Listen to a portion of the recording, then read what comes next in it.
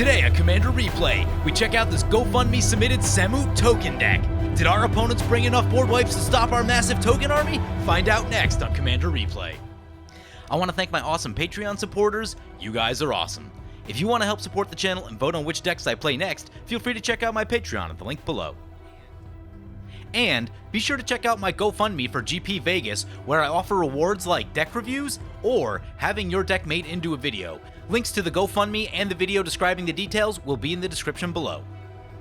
Welcome back, everyone, playing some Samut Voice of Dissent. Today's deck list comes to us from a Patreon supporter, Dragon Ether, aka Chris, and the name of this deck is Samut Tokens F Haste. We're going to be trying to make a bunch of tokens today, and that's why we see things like Artifact Mutation and Second Harvest, fun stuff like that.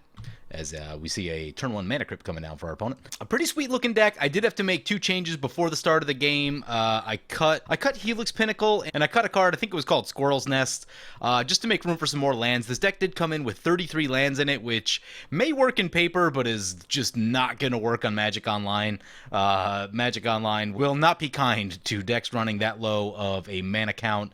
Especially, this deck does have 5 and 6 drops in it, so, and a decent number of them.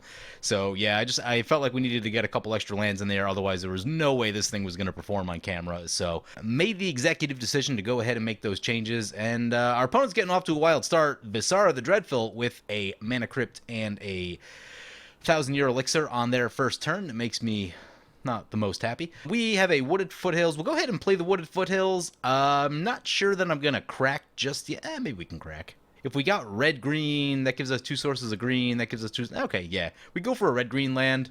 Yeah, we can do that. Okay. Let's get Stomping Ground tapped. We are last in the turn order, which is never good, but, you know, that's how it goes sometimes. And Mana Crypt flip on the Karrthus opponent.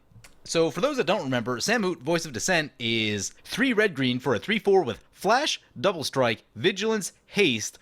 Other creatures you control have haste, and white, untap another target creature.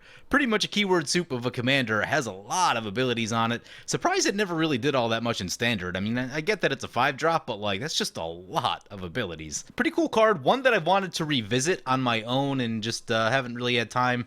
So much new product coming out. I did mess around with my own Samut deck a few weeks ago. I don't think that ever made it to air. I'm not even sure if I filmed it, honestly. I can't remember. I'd have to go back and check. But I was messing around with some red, green, white shenanigans.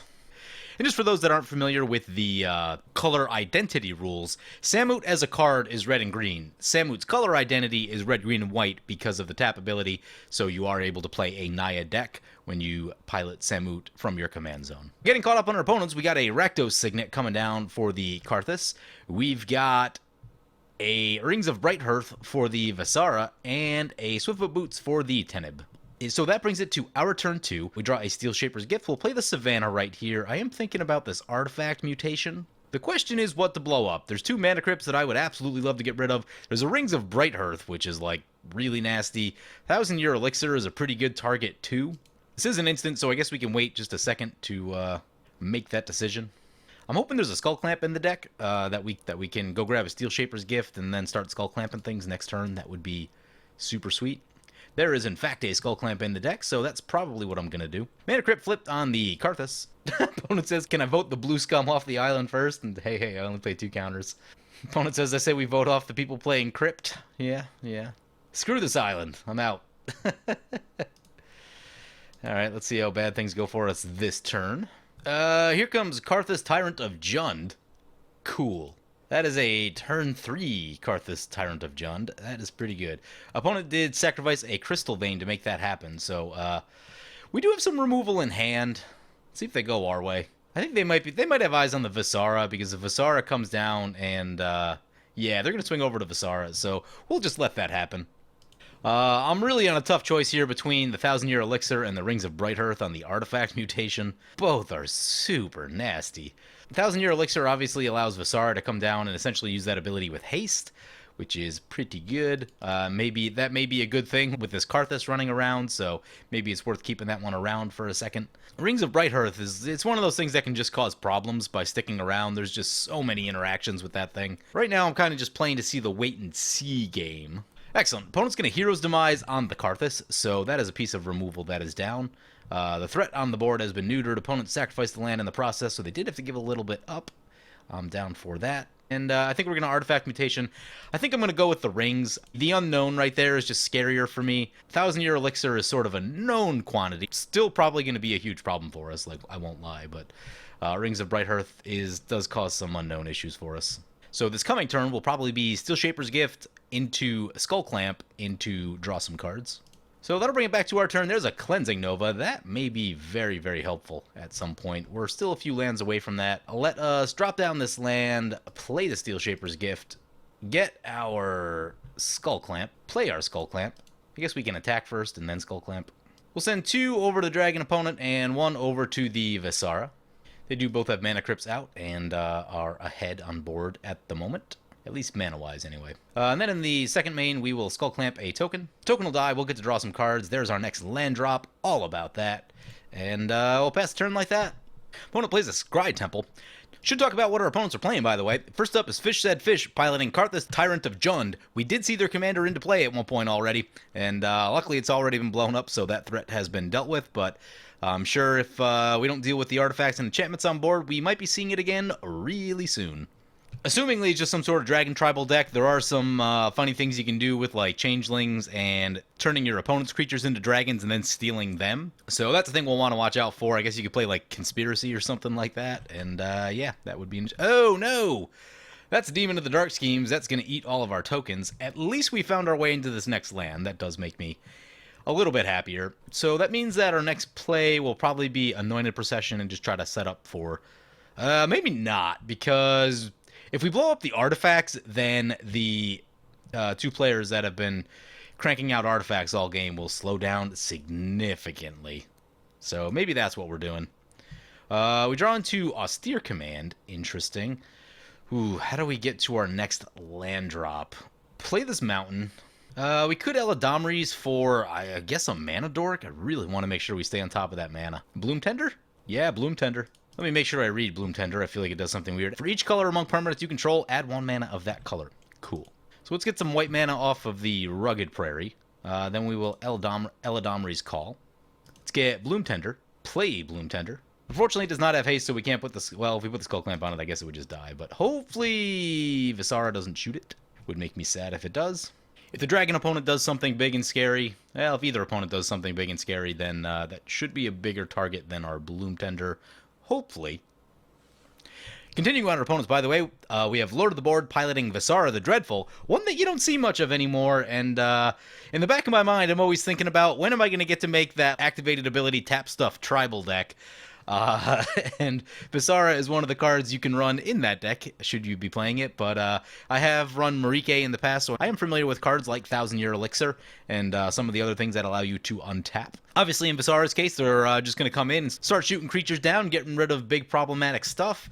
Looks like there might be a little bit of a Reanimator theme going as well, with things like Demon of the Dark Schemes, just another great card to have. So, yeah, probably just some classic blow up your creatures and reanimate them at some point kind of deck is what my guess is, but yeah, interested to see more from Visara, with the exception of them trying to blow up all of our stuff. But yeah, should be a cool deck. And finally, we have Dragon Knight 104 piloting Intet the Dreamer. Never really know what to expect out of Intet. Could be Dragon Tribal, could be top of the library matters kind of deck, could just be like Teamer good stuff, never really know. There's a Draconic Disciple coming down for the Karrthus opponent. It has the ability to add 1 mana, and you can pay 7, sacrifice it, create a 5/5 dragon with flying. Here comes Visara. Yep. Hopefully they don't shoot the Bloom Tender. Once again, 1,000-Year Elixir does allow it to activate its ability as though it had haste. And opponent going to send Demon of the Dark Schemes into the dragon opponent. Cool. They seem to have eyes for each other. And dragon opponent goes down to 31. You know, it's become really surprising to me how fast games of Commander have gotten. It's turn 5, and, you know, there's 2 big demons in play right now. Well, I guess that one's a Gorgon, but its ability is close enough to demon. You get the idea.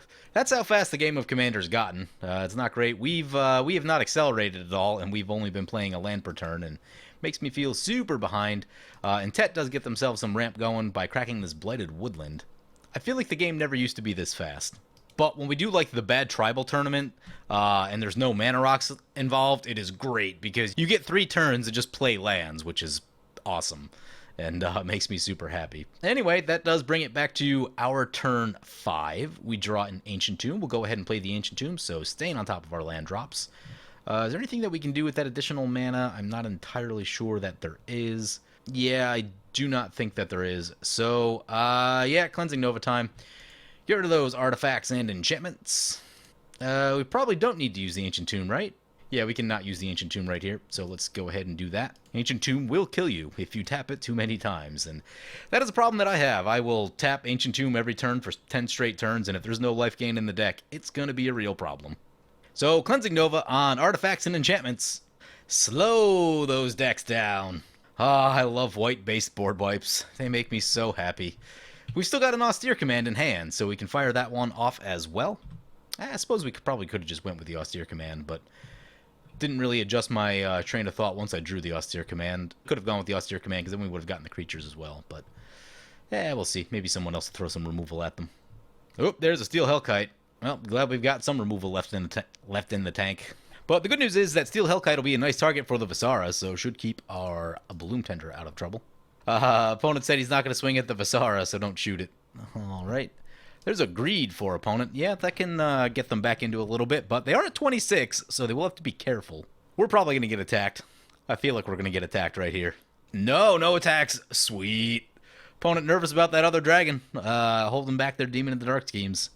This might be the type of game where... Oop, that's a Rhythm of the Wild. Yeah. Sweet card. I didn't see if that's in this deck. Probably should be, though, right? Oh, non-token. Never mind.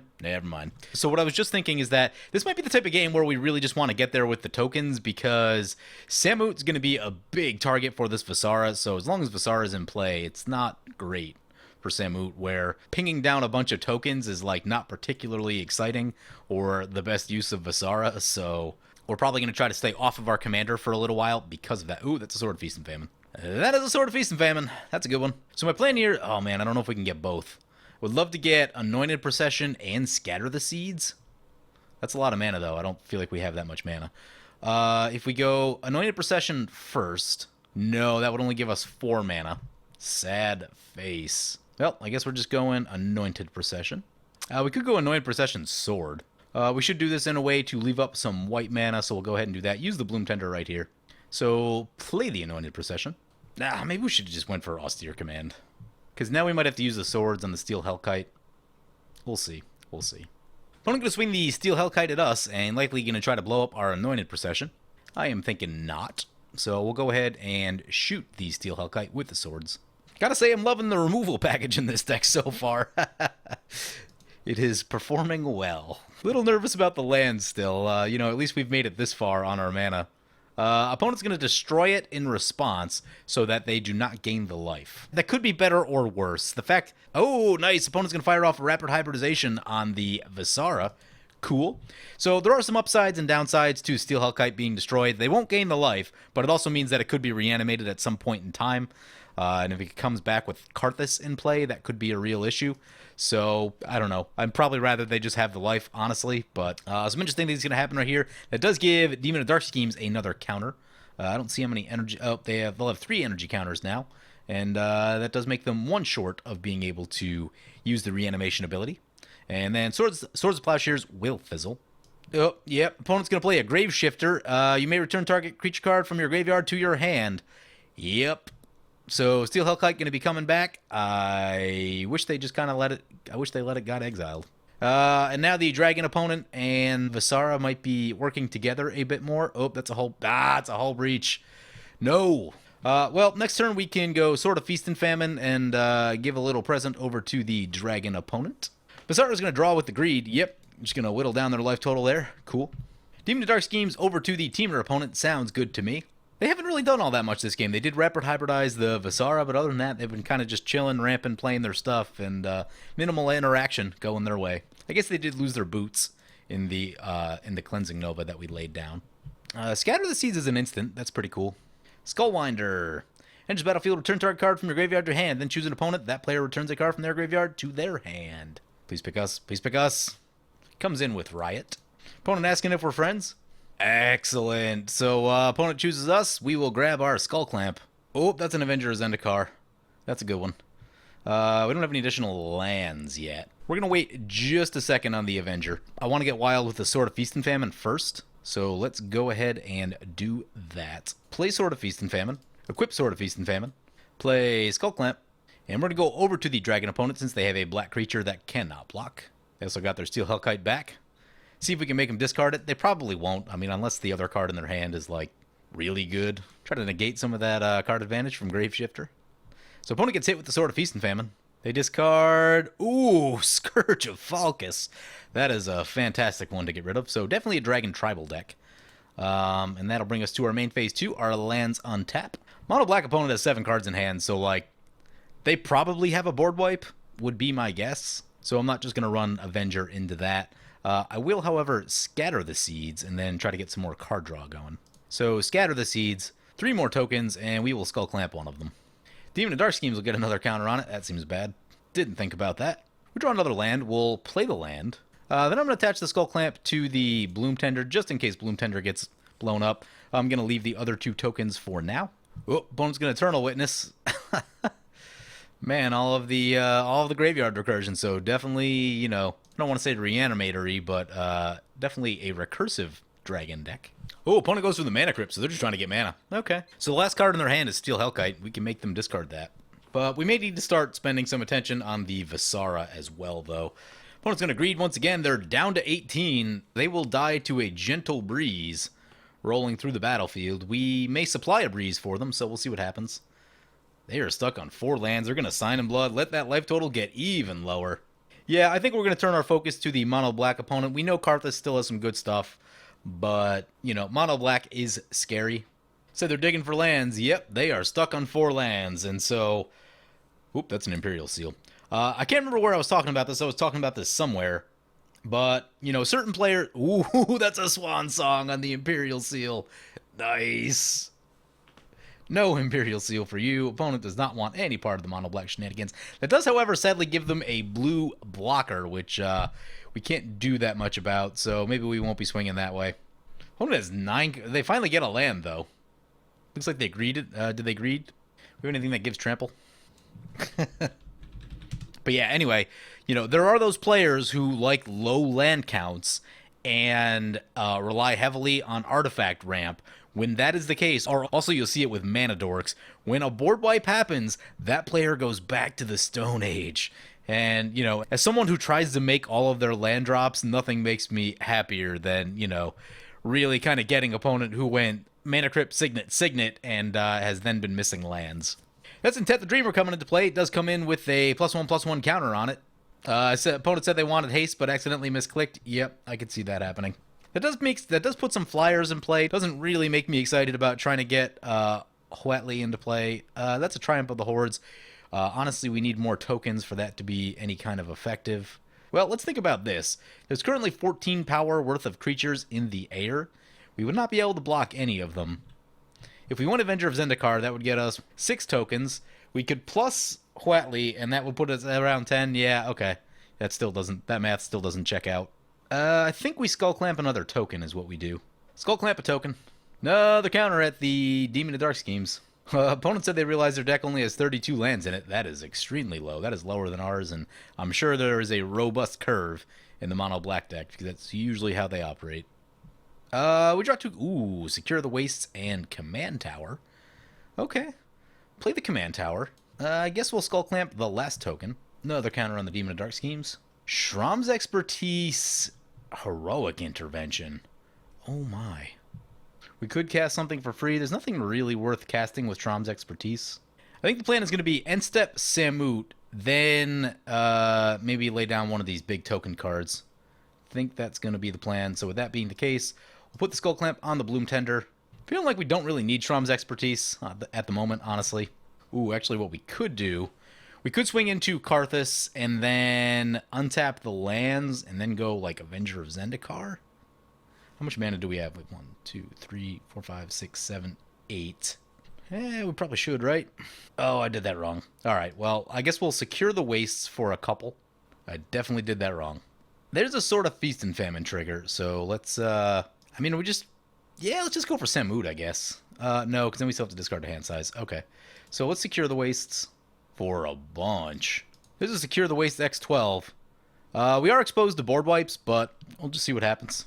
Didn't really want to discard to hand size. And even if they have a board wipe, they'll probably use it here, which means the ground should be clear for Avenger. And opponent discards their Steel Hellkite down, so Mana Crypt and something else in hand for them. And it's a land. Yep, here comes the Mana Crypt. They might be able to recast their commander. I didn't do a mana check, but it looks like they should be close.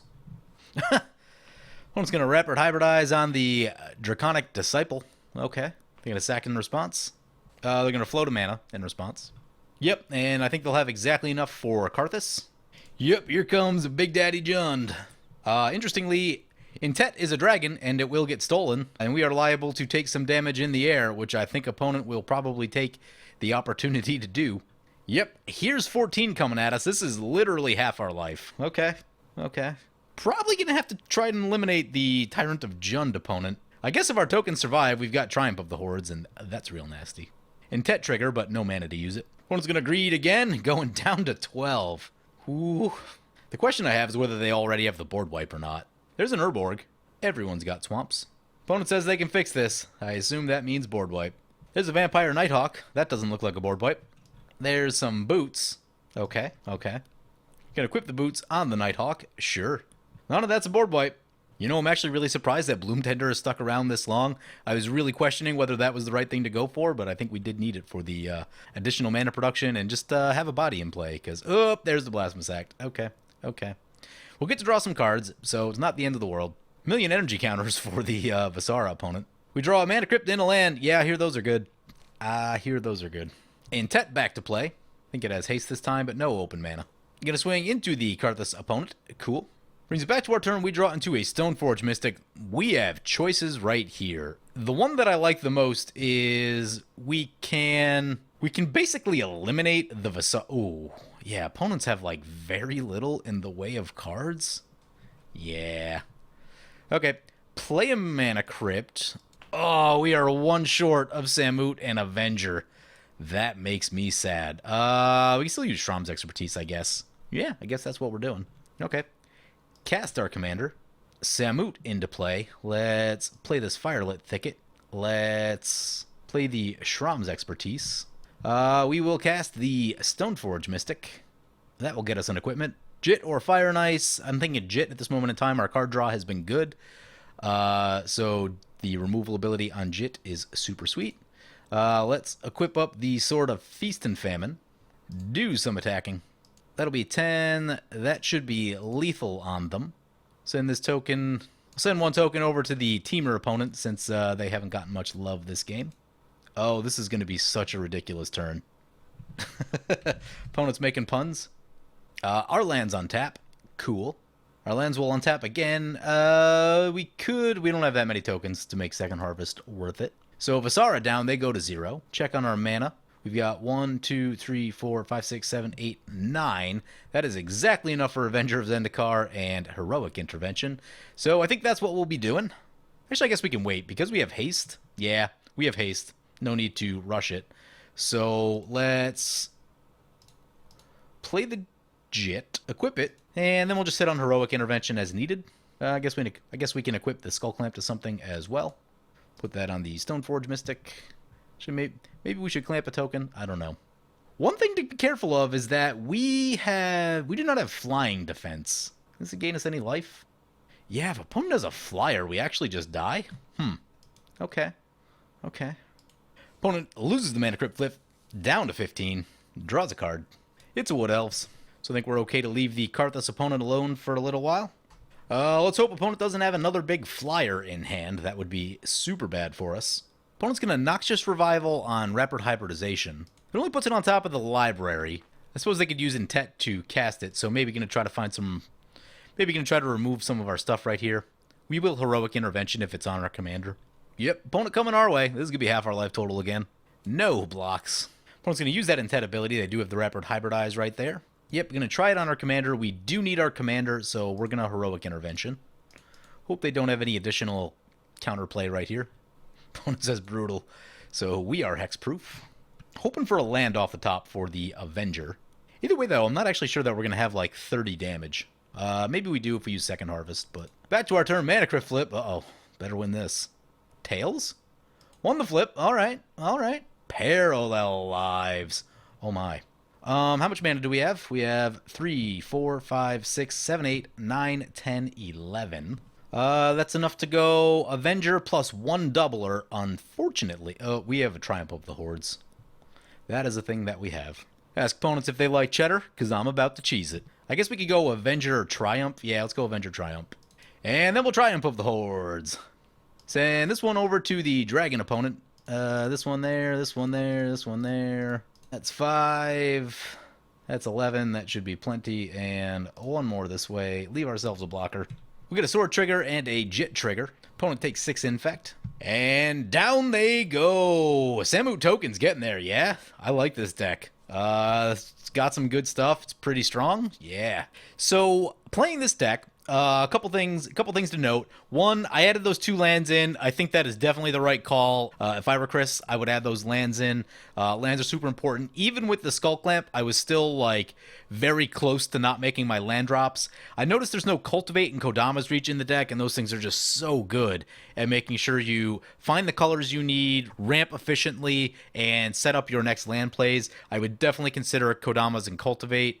Even Nissa's Pilgrimage is really, really good too. Those are things that I just really like, and if I'm playing green, I try not to skip those because they're just so powerful. And again, also increasing the land count just a little bit, just so that you're able to top deck a land when you need to. If we played 33, I would have definitely got stuck on land somewhere, especially on Magic Online. I mean, this deck does have a bunch of 4 drops, 7 5 drops, which is about standard for any normal deck that I build. That's going to have about 37, 38 lands with a ton of ramp. A little bit lighter at the top end here, with 6, 7, and 8, but still, cards that exist up there. You have X spells, you have a Crater Hoof, like you do want to be able to cast those at some point. So like I said, mana production, really, really important. I would definitely increase the land count just a little bit, at least 36. But moving past that, I really like everything else that was going on in the deck. The removal was top notch. I guess we drew it right when we needed it, which was also cool. Things like Seed Spark, Aura Mutation, and what's the one that was it? Aura Mutation that we used? Artifact Mutation. All that stuff is really cool, where you're both blowing your opponent's stuff up and getting tokens, and we didn't even have any of our doublers down. And the thing that I like right now, as far as I've noticed, Go Wide Aggro is out of style right now. I have not been seeing a lot of Go Wide Aggro, so I think people have dialed back on their board wipes quite a bit. I'm not seeing as many board wipes as I used to, and maybe it's just the meta that I play in specifically, but I've just been seeing less overall board wipes, and people have been really focused on single target removal because so many commanders now are so strong that you just need to blow them up as soon as they hit play, because if they untap, it's a huge problem. So being that I feel like there's less board wipes flying around, just laying out a bunch of tokens is actually a really good place to be in the meta right now. So I thought that was really cool. I like the angle of attack right there. And I'm not saying that you'll never run into a board wipe, but I think there's just less of them. Like, we played that Secure the Waste and like, okay, 1 board wipe down. I don't think anyone else has another. And, at some point, people just run out of board wipes. So once that happens, you mount a big token army, and it's really hard for people to deal with. So I really like the way that all played out. That was very cool. Wasn't really sold on this Huatli at all. I guess you could go more Voltron if you put it on Samut. But I'd probably use like one of the Ajanis to pump up the tokens a bit. Might be something that I do. An Intangible Virtue would not be the worst card I've ever seen. But overall, I think the deck looks like it's in pretty good shape. Just for funsies, I would probably put Rith the Awakener in the deck. I'm not saying it's like the most optimal thing ever, but it's a card that I've just always wanted to use, and it would fit the theme very well. So you may want to consider a Rith. You do have a Kikijiki and Restoration Angel. I guess you could... Okay, I see what's going on there. And while I completely understand having some sort of combo finish, I feel like Restoration Angel and Kikijiki don't synergize with the rest of the deck particularly well. So you might be better suited to go for like Neheb and Aggravated Assault in the same roles, because those will actually work better with the things that you're already doing, which is creating creatures, attacking, getting additional combats if you need it. I would probably go that way instead of Restoration Angel and Kikijiki. But anyway, I do think it's a really cool deck. I think it's really well situated in the meta right now. Again, because it's so many, I untap with this commander, I win. Well, now no one's prepared for a big token army, so I really like the way that was playing. And yeah, sweet little deck. And once again, this deck did come from Patreon supporter Dragon Ether, aka Chris. And they did make a donation to the GoFundMe, so I really appreciate that. And yeah, hope you guys enjoyed the video. As always, feel free to comment, like, or subscribe. Thank you for watching.